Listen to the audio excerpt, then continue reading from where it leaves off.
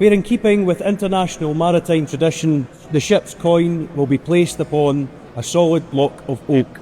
This ancient ceremonial act symbolises the strength and stability of this future Royal Navy warship and officially marks the start of her build.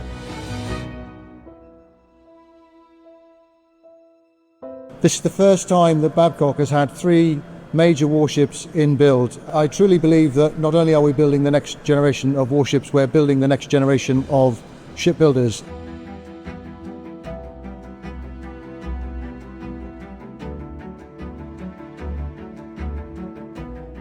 And we will deliver 5 new capability frigates within 10 years of contract signing, something not achieved in Europe before.